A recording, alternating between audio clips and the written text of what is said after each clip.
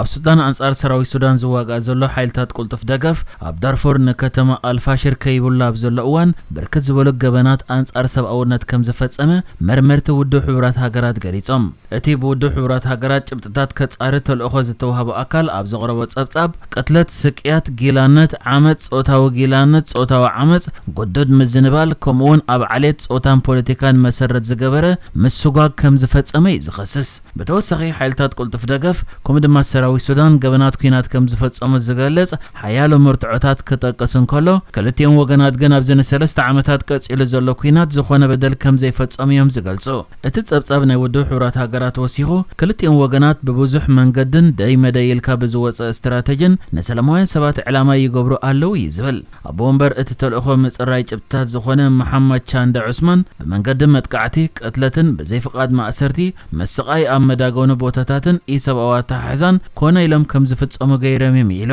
ንሱ ቀጺሉ እዚኦም ብኣጋጣሚ ዝፍጸሙ ትራጀዲ ዘይኮኑስ ምስ ገበናት ኩናት ዝቑጸሩ ብደይ መደይ ዝተገብሩ ስትራቴጂካውያን እዮም ኢሉ። እቲ ጸብጻብ ንተግባራት ሓይልታት ቁልጥፍ ደገፍ ኣብ አልፋሽር ዘጉልሕ ኮይኑ እቲ ጉጅለ ንጥሜት ከሜላ ውግእ ይጥቀመሉ ከም ዘሎን እዚ ድማ ምስ ገበን መጽናት ክቑጸር ከም ዝኽእልን ከሲሱ። ኣብ ሚያዝያ ሓይልታት ቁልጥፍ ደገፍ ኣብ ጥቓ አልፋሽር ዝርከብ ማዓስከር ዘምዘም ብምውራሩ ዓሰርታት ኣሽሓት ካብቶም ኣብ ዓለምና ኣብ ሕሱም ድኽነት ከም ዝርከቡ ዝነገረሎም ተቐማጦ መረበቶም ሓዲጎም ክሃድሙ ተገዲዶም እዮም። ነቲ ድሮን ኣብ ደረጃ ዓጽቦ ወዲቑ ዝነበረ ማዓስከር ከዓ ኩናት ተወሲኽዎ ዝበኣሰ ክኸውን ገይርዎ እዩ። ከተማ አልፋሽር ንልዕሊ 1 ዓመት ኣብ ከበባ ዝጸንሐት ኮይና ኣብ ዞባ ዳርፉር ሰራዊት ሱዳን ዝርከበላ እንኮ ከተማ እያ። ኣሜሪካ ሓይልታት ቁልጥፍ ደገፍ ኣብ ልዕልቶም ዓረብ ዘይኮነ ህዝቢ ዳርፉር ምጽናት ዓሌት ፈጺሙ ክትብል ከሲሰያ። እቲ ዕጡቕ ጉጅለ ግና ነዚ ክሲ ከም ዝነጽቆን ምልሻታት ናይቲ ከባቢ ከም ዝፈጸሙን እዩ ዝገልጽ። ብተወሳኺ ኣሜሪካ ንኣዛዚ ሰራዊት ሱዳን ጀነራል ዓብዱልፈታሕ አልቡርሃን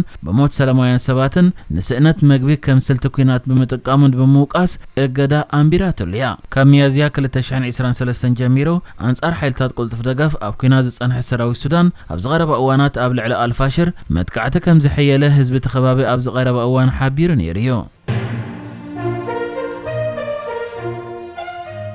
ኣብ ኢትዮጵያ ኣብ ውሽጢ ዓመትን መንፈቕን 40 መራሕቲ መካይን ጽዕነት ከም ዝተቆትሉን ኣስታት 200 ድማ ንመጭወይ ተሓዊሱ ጉድኣት ከም ዝበጽሖምን ማሕበር መካይን እቲ ሃገር ገሊጹ። ጉዕዞ ማሕበር መራሕቲ ዶብ ተሳገርቲ መካይን ከም ዝበሎ ኣብ ጎንፂ ዝርከባ ክልላት እቲ ሃገር ኣብ መካይን ጽዕነትን መራሕትን ዝፍጸሙ መጥቃዕታት እናገደዱ መጽዮምለን ኣለዋ ኢሉ። እቲ ኣሃዝ ሞትን ጉድኣትን እቲ ማሕበር ዘረጋገጾም ጥራይ ምዃኖምን ንሱ ዘይበጽሖም ካልኦት ክህልዎ ከም ዝኽእሉን እውን ተገሊጹሎ። ቦምበር እቲ ማሕበር ዮሐንስ ታምራት ቅድሚ ሕጂ ንመራሕቲ መካይን ብምጭዋይ ገንዘብ ናይ ምሕታት ኩነታት ከም ዝነበረ ብምግላጽ ካብ ቀረባ እዋናት ሒዙ ግና ሰላማውያን ዘርወርቲ መካይን ኣብ ውሽጢ መኪኖም ይቆተሉ ከም ዘለው ተዛሪቡ። ብሰንኩ ድማ ቁጽሪ ነቲ ሞያ ጽልኡን ስርሖም ዝጎድፉን መራሕቲ መካይን ከም ዝወሰኸን መብዛሕቶም መጥቃዕታት ሓይልታት መንግስቲ ምስ ዕጡቓት ጉጅለታት ኣብ ዝዋግኡሎም ከባቢታት ከም ዝፍጸሙን እውን ሓቢሩሎ። ኣብ ዝቐረበ እዋን ኣብ ክልል ኣምሓራ ከተማ ኣዲስ ዘመን ብሓይልታት ጸጥታ መንግስቲ ተዓጂበን ይጓዓዛ ኣብ ልዕሊ ዝነበረ መካይን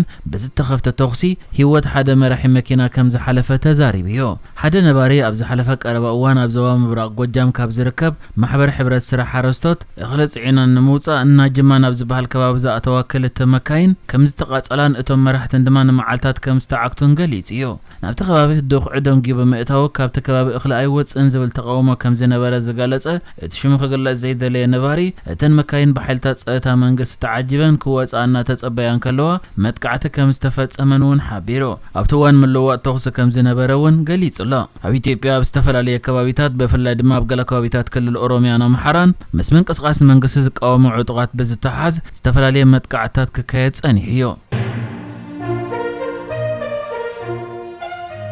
መራሕቲ ኢትዮጵያ በተደጋጋሚ ብዛዕባ ኣፍ ደገ ባሕሪ ዝህብዎ ዘለዉ መግለጺታት ብምቕጻል ሕጂ እውን ሚኒስተር ፋይናንስ እቲ ሃገር ኢትዮጵያ ድሌታታ ንኽተማልእ ዝዓክተ ኣካል ኣይክህሉን ክብል ተዛሪቡ። ኣብ ሚኒስትሪ ፋይናንስ ኢትዮጵያ ብደረጃ ሚኒስተር ዝሰርሕ ኢዮብ ተካልን ንሓንቲ ናይ ሬድዮ ማዕከን ኢትዮጵያ ሂብዎ ኣብ ዘሎ መግለጺ ናይ ኢትዮጵያ ሃገራዊ ረብሓታት ካብቲ ቅድሚ 30 ዓመታት ዝነበረ ንላዕሊ እዩ ግብራውን ክኸውን ውድእ ንኸውንን ዝስራሓሉ ብምባል اتي بزعبا قيح بحر مزراب كم حفرات زحسبولو زنبره غيزي ابقعي يلو نسو بزعبا كلت مايات كم حفرات زربولو زنبره غيزي ابقعي بمبال بتزاواري نماي اباين قيح بحر نيتقيس زلا نسو قصيلو از بزعبا زوم كلت مايات مزراب زنبره حفرات اب 30 عامتات زتفطري بمبال ابز اوانغن از حفرات دحر دغيم يلن اب نطبه مقيرو اينا زلنا ونيلو ايوب تكالن قصيلو ابز اوانزي اتاررايا تغير يو ኢትዮጵያ بزعبا قيح بحر كتزاربن كلا كم ناي جيوبوليتيكاو استراتيجيكاو اجندا اغيرايا تزاربول زلا ابزوان كان ناي ኢትዮጵያ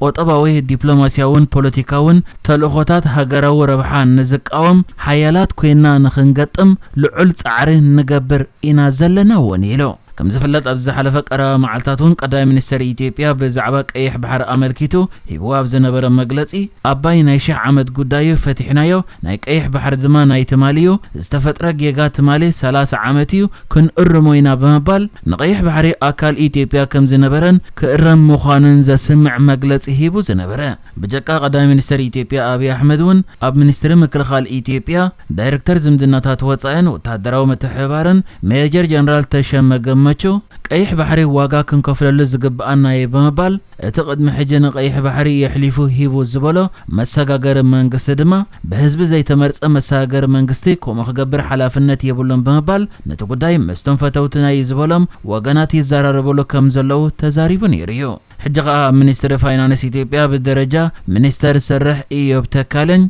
إثيوبيا قداي قيح بحري كم ناي جيوبوليتيكاو أجندا غيرا حيزاتو تنقاسقاس كم زلان نبوليتيكاو دبلوماسياون قوطباون ربحاتات إثيوبيا نزقاوم حيلوم نخقوط مدما لعل صعر زلو سرح يقبرو مهلاو زغلصه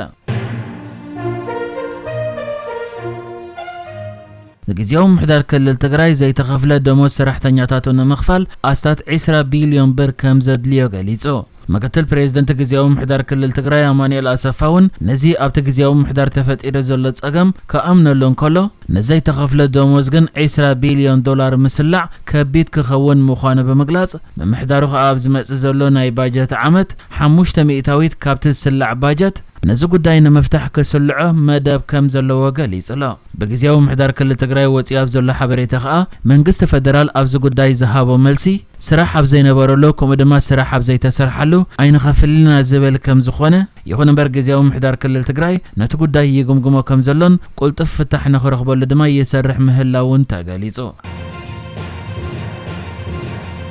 نحجز تدالو الزيناتات ازينيرو بكالك سب نرغب سلام نعخم